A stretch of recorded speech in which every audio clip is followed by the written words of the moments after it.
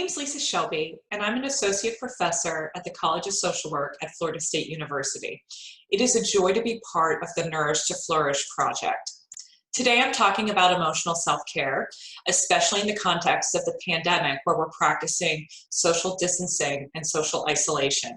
But before I get started, I want to thank you for all that you do as a social worker, and I want to commend you for taking self-care seriously, as is evident in your watching these videos. Self-care is important as a social worker.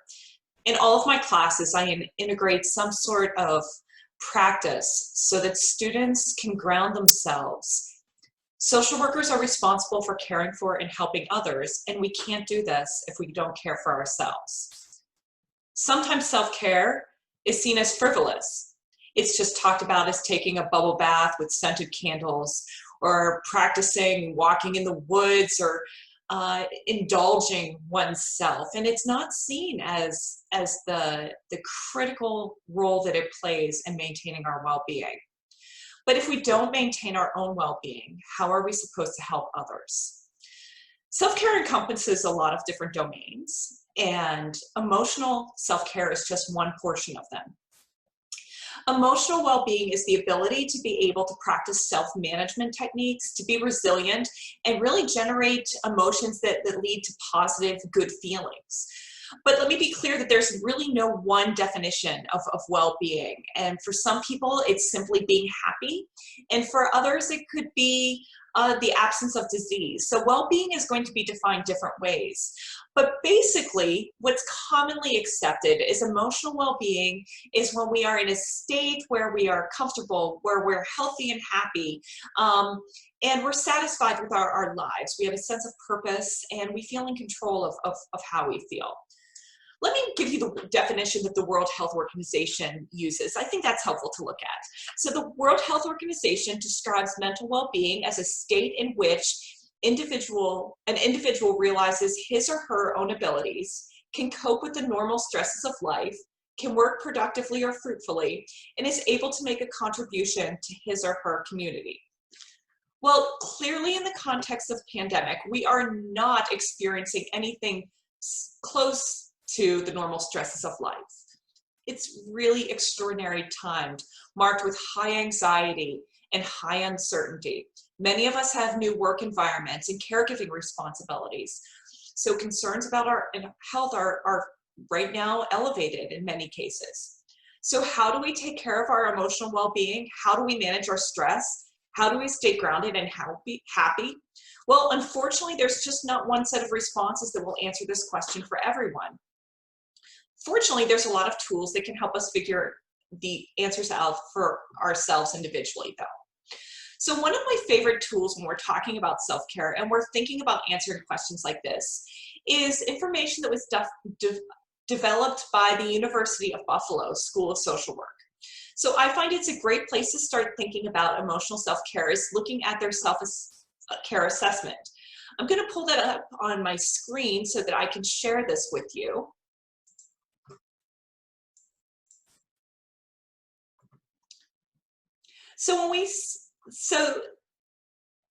The entire assessment is 3 pages long. I'm just sharing the section that's on emotional self-care here. So what the self-care assessment has is it's a self-rating from 0 to 3 about how well people handle these different elements. And so here it is of the emotional self-care.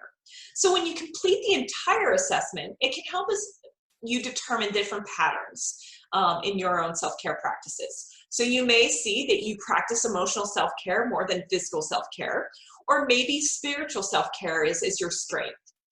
But what we're doing right now is focusing on this single portion of the assessment. The emotional self-care brings our attention to the specific domain. We can look at what we're doing now and get ideas about what we can do more of. Each semester, I complete this assessment with students when I teach about self-care in the classroom. I know today that my answers are very different considering the context of COVID. And for example, something that I frequently do that always gets a 3 that I do well is that I spend time with people, others whose companies that I enjoy. Well, right now, that's not something that I can really do easily. Yet it's really central to my well-being because as an extrovert, this is what grounds me. It is really challenging at some level for me not to have this right in my life. But there is another element in this assessment that I still am able to practice quite well as in this social context of COVID. So it hasn't changed that I try to do things and find things that make me laugh. I fully have embraced this opportunity with using virtual backgrounds with my computer. So I find that the whole host of images that I have that ranges from unicorns and dolphins to tropical destinations and places I love is something that makes me smile and laugh. And I know that it gives me a chance to be a little silly at times. So I'm going to share, as I go back to my screen, I'll share a new virtual background with you. So this is my dog, little Foot. We call him Footy. And he's an Old English Mastiff. So now I want to share one technique that I use to ground me. So when I'm feeling overwhelmed and anxious, focusing on where I am can help reduce these any negative feelings that I'm experiencing.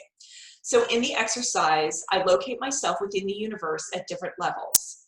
It's a little bit easier to demonstrate rather than explain, but let me just briefly say, I start real small, I get big, and then I go small again.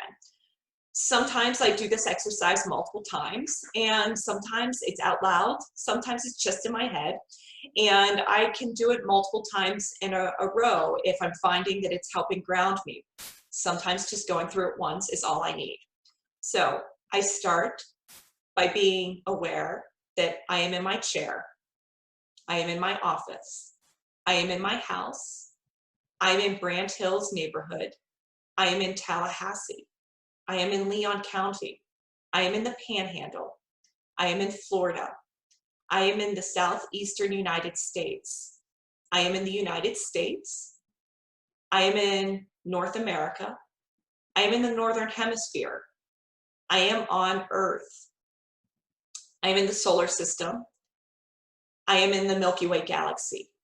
And now that I'm at the largest level that I know, I telescope back to the beginning.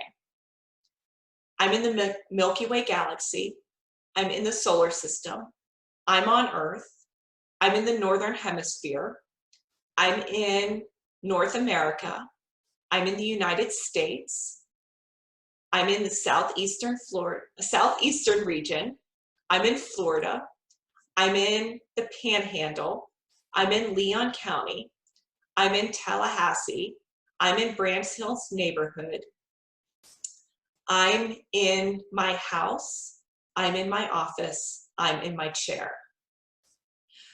So doing this activity when I'm relaxed and sitting in front of my computer monitor just recording a webinar, I'm fairly relaxed, although you did notice that I stumbled a moment. It takes a lot of concentration, though, especially when I'm feeling overwhelmed or anxious. This concentration of where I am and visualizing these different levels can really be grounded. I know that I've used this for years as a technique. I can't even remember where I once first learned it. I know I'm using it more frequently, probably on a daily basis, if not multiple times a day these days. I hope it's a helpful exercise for you. I know there's lots of tools and exercises out there. The Nourish to Flourish project will share more ideas, but I want to leave you with one more resource before I conclude. I highly recommend the A to Z Self-Care Handbook for social workers and other helping professionals. It's edited by Irene Griss-Owens, Jay Miller, and Mindy Eves. I find it to have a lot of ideas about the ways that we can practice self-care as social workers, and I hope that it's of use to you. So in closing, thank you for spending time learning about self-care and practicing with me. I hope that it served you well, and I wish you all the best.